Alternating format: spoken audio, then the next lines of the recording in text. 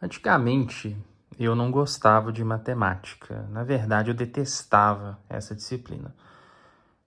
Mas hoje eu vou falar sobre a física, né? Será que a física foi diferente, né, da matemática?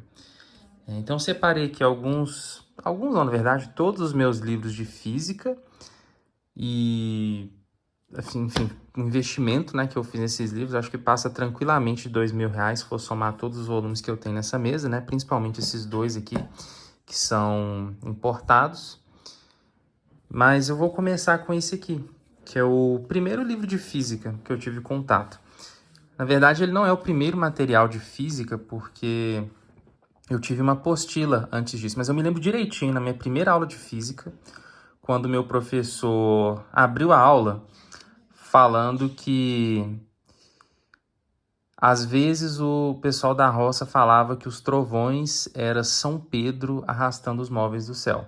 E aí ele começou a falar sobre filosofia da ciência e começou a diferenciar o conhecimento científico e o conhecimento de senso comum. E aquilo me interessou muito. E com física foi amor à primeira vista. Porque eu tive, felizmente, esse professor de física muito bom, que deu essa introdução muito boa à disciplina. E isso foi no que era antigamente a oitava série. E assim, eu esqueci, assim, que tinha matemática na física, né? Foi a primeira vez que a matemática não me incomodou, porque eu não olhei a matemática como uma coisa, assim, assustadora ou chata, né? Foi a primeira vez que eu enxerguei a matemática como, pelo menos, uma ferramenta útil. No caso, seria uma ferramenta para que eu pudesse ter um entendimento melhor da física. Então, esse primeiro livro aqui é o livro da Beatriz Alvarenga e do Antônio Máximo. A Beatriz Alvarenga é bastante conhecida, uma escritora renomada. E eu acho legal o livro dela, principalmente para quem quer começar, porque ele tem questões que nem sempre envolvem cálculos. Ele tem sim questões de cálculos, que são questões mais simples, mas ele também tem questões conceituais. Eu acho que as questões conceituais são muito importantes, porque na física a gente corre aquele risco, né, de memorizar as fórmulas e muitas vezes a gente não saber o que as fórmulas significam. Então, quero achar aqui uma questão conceitual. Ele fala aqui de cálculos de aceleração, de velocidade. Tá vendo? Esse é um exemplo de uma questão bem interessante. Ele simplesmente pergunta se a conclusão do estudante está correta e você tem que dissertar sobre isso.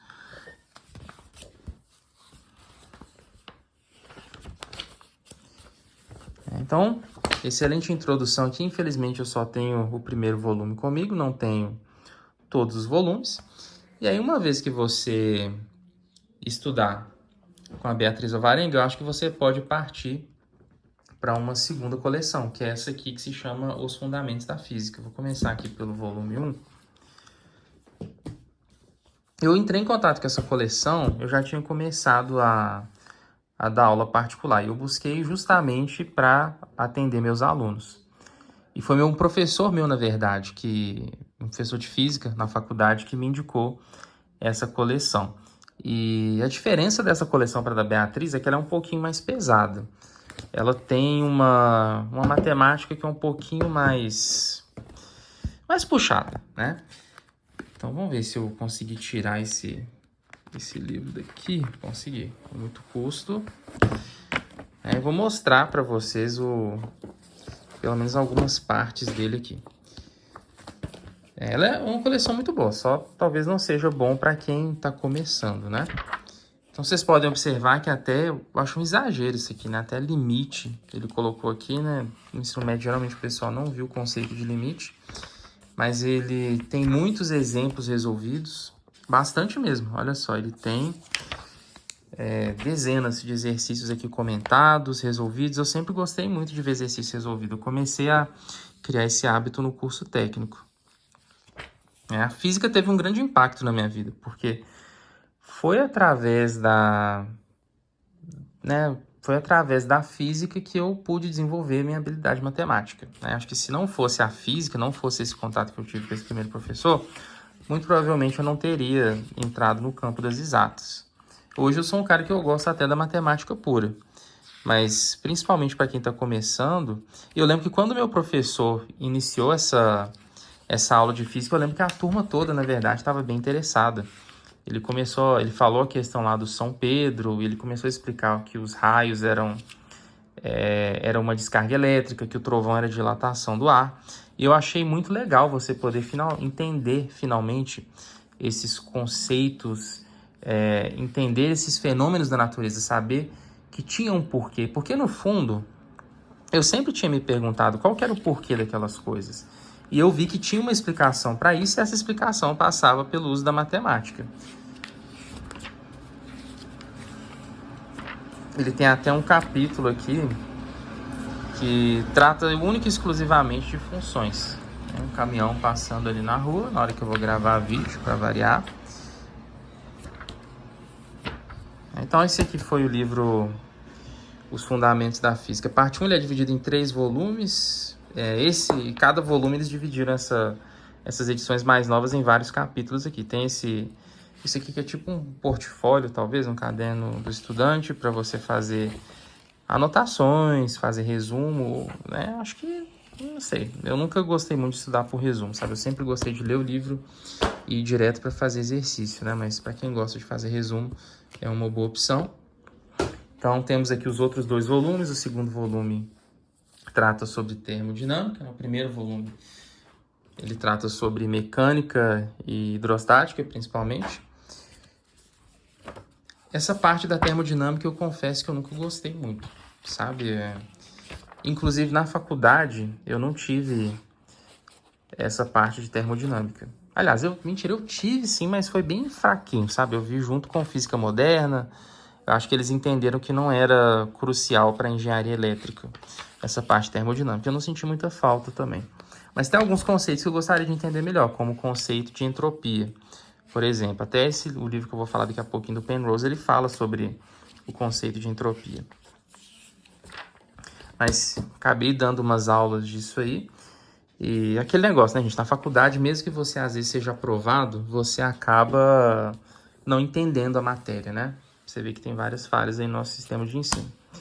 E aqui está o volume 3, que fala sobre eletricidade e magnetismo. O que eu mais gosto em física é a parte de mecânica e a parte de eletricidade. Eletricidade, fiz engenharia elétrica, então sou muito suspeito para falar. Mas o primeiro contato que eu tive com a eletricidade, ele nem passou tanto por essa parte de eletrostática, essa parte física. Eu já comecei direto ali nos circuitos elétricos, que eu acho que foi um erro didático do curso técnico que eu fazia, porque eu não tinha base para entender os conceitos de circuitos elétricos e, na verdade, ninguém ali da turma tinha. Isso resultava em um índice alto de reprovação, de muita desistência. Mas a Universidade Federal, infelizmente, é assim, né? Acontece esse tipo de coisa. Então, acho que para quem já está um pouquinho mais acostumado com a matemática, acho que não tem segredo, tranquilo, né? Decomposição de vetores. E tem muitas questões também de vestibular. E eu acho legal que no começo do capítulo ele traz várias curiosidades também. Ele fala aqui sobre a incidência de raios no Brasil, né? O que fazer se você estiver num carro, por exemplo, e tiver uma tempestade de raios. Eu acho legal que é informativo também, esse tipo de coisa. Então, esse aqui é o volume 3 sobre eletricidade e magnetismo. E agora nós vamos para o único livro que eu tenho de ensino superior, na verdade. Aliás, esses 2 aqui, acho que eles podem ser considerados de ensino superior, mas eles não são livros-textos utilizados em faculdade, né? Esse aqui é o Halliday. O Halliday é muito conhecido. E eu confesso, assim, que na faculdade, meu ensino de física não foi tão bom quanto o ensino de física da escola, né? E eu acho que isso foi culpa de professores fracos, sabe? Professores fraquinhos, não são todos, tá? Não vou citar nomes aqui para evitar polêmica, né? Vai que algum ex-professor me assiste esse vídeo, mas eu diria que foram poucos os professores de física que eu tive que foram bons. Então, quando eu cheguei nesse livro do Halliday, eu tive muita dificuldade. Eu lembro que nesses exercícios aqui de calcular força entre cargas, você tinha que fazer decomposição de vetores. Eu lembro que eu apanhei bastante para fazer essa decomposição. Então, uma lição que fica, às vezes a gente está na faculdade, você tem aquele professor que facilita para o aluno passar, que dá aquele trabalhinho ali, que todo mundo sabe que vai ser fácil ganhar os pontos, mas esse professor acaba sendo que você mais tem raiva depois. Porque nada na vida é fácil. E sempre você vai precisar, seja como profissional, seja fazendo pesquisa, você vai precisar encarar situações difíceis. Então, acho que o professor que facilita muito nunca é um professor bom, tá vendo? Ele já começa a aprofundar mais, já tem bastante integral, derivada. Eu acho legal desse livro é que ele separa os exercícios por nível. Você tem aqui uma bolinha para os exercícios que ele considera mais fáceis e você tem duas bolinhas para o médio, três bolinhas para o difícil.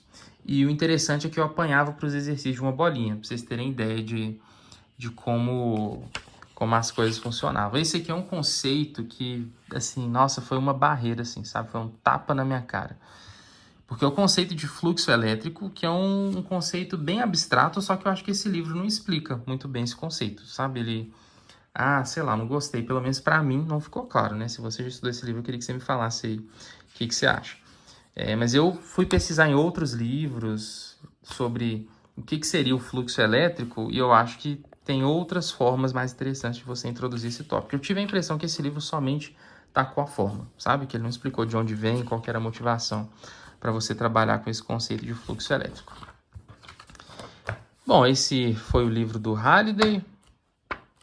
É um livro bom, assim, não é... Acho que ele não é ótimo, mas, sei lá, acho que é um livro bom. Eu não considero um livro ruim, não.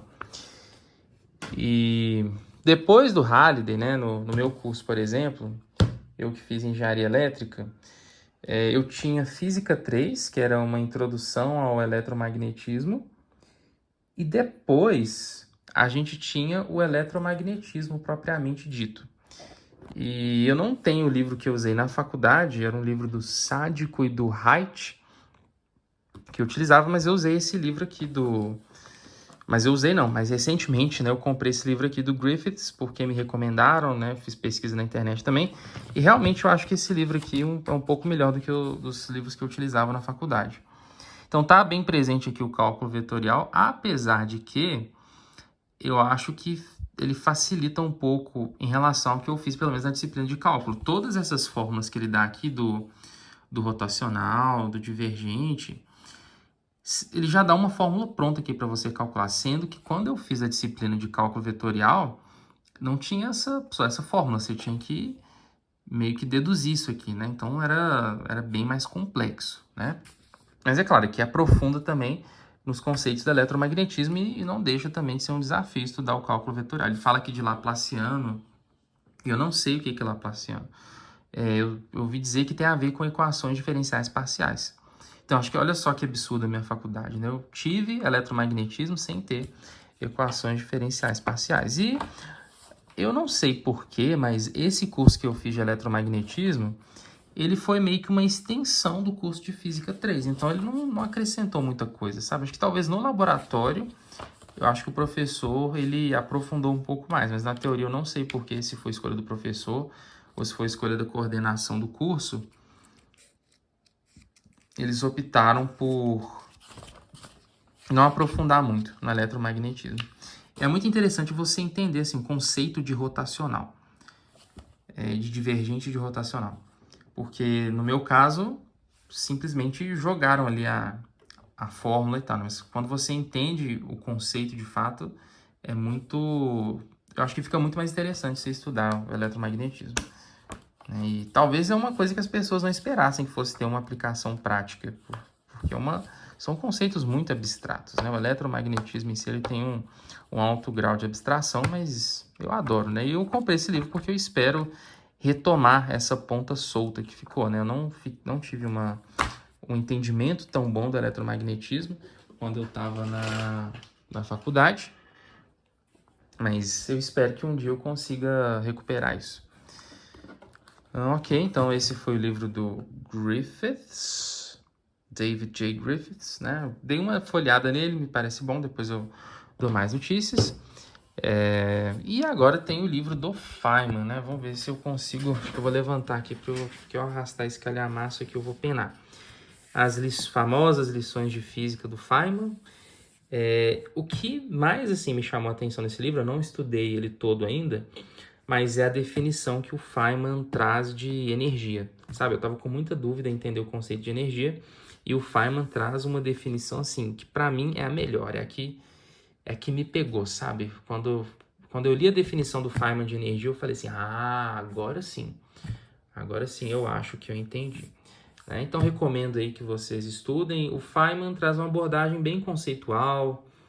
Eu acho muito legal que ele explica assim, por que as leis de Newton foram revolucionárias, que na verdade o Newton ele conseguiu explicar através de equações diferenciais a trajetória dos planetas, ele conseguiu fazer isso com precisão. Enfim, tem várias coisas, não precisa nem falar. Ele fala também das deficiências da física, né? Outro dia eu estava lendo um trecho que me chamou bastante atenção, que foi ele falando que várias equações da física são, na verdade, experimentais. Que você monta um experimento, você tira as medidas ali, você faz uma aproximação, e essas equações são aproximações. Você não tem, às vezes, modelos perfeitos para os fenômenos da física. E agora eu tenho 2 livretos aqui, que são livros que a gente utiliza para se divertir. Eu já contei um pouco da história desse aqui, da Geometria e Relatividade Quarta Dimensão. Foi quando saiu aquela notícia das ondas gravitacionais que eu comprei, que eu baixei esse livro primeiramente, depois acabei comprando, que eu conversei com o meu professor, perguntei a ele sobre as ondas gravitacionais, eu fiquei bem curioso, né, que teve várias reportagens na mídia, né, e eu sempre me interessei por essa parte de física moderna, apesar de eu não ter tido tanta oportunidade de estudar.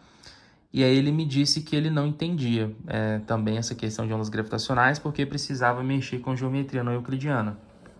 E aí eu fiquei super curioso, cheguei em casa, fui correndo para o Dr. Google e pesquisei o que era geometria não euclidiana, porque para mim era tudo geometria. Eu falei, mas geometria não euclidiana, como assim? Existem outras geometrias?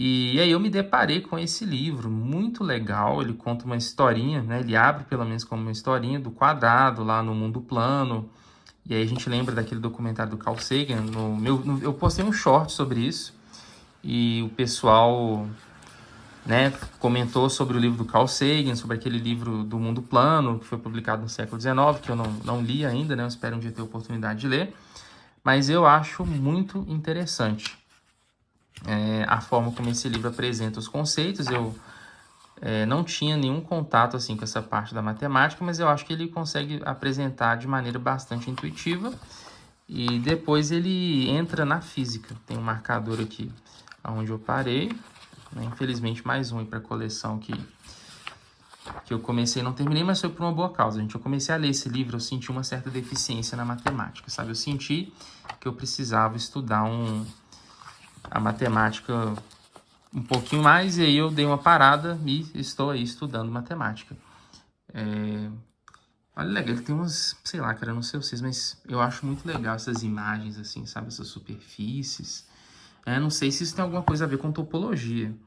Não é topologia assim, ó, garrafa de Klein, que o pessoal fala faixa de Möbius, né? Aí parece que conversa bastante com topologia, geometria diferencial. É um campo da matemática que eu tenho vontade de estudar mais.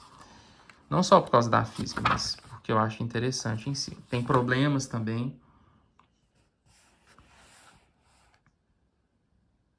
E o legal é que esse livro ele é escrito de uma forma muito bem humorada. Ele usa humor, né? Faz piada. Enfim, acho que ele usa o tal do storytelling para ensinar física, que eu acho que é uma combinação brilhante. Então, esse foi o livro do Geometria e Relatividade Quarta Dimensão. E por fim temos esse aqui do Roger Penrose, que é Ciclos do Tempo. Mais um livro que eu parei de ler por falta de base. Só que dessa vez é base não só na matemática, mas na física. Eu poderia ter insistido, eu poderia ter lido, mas eu achei que seria mais interessante se eu tivesse um domínio maior do conteúdo, né? E mais uma vez ele traz várias superfícies interessantes ligadas à questão do Big Bang, do espaço-tempo. O Penrose é um cara bem interessante, porque ele, além de ser físico, ele também fez uma contribuição na área da matemática. Então é aí que você vê que o cara é foda mesmo, que até quando ele pega algo para fazer como hobby, ele consegue ser foda, consegue se destacar. Então, vocês dando Uma olhadinha.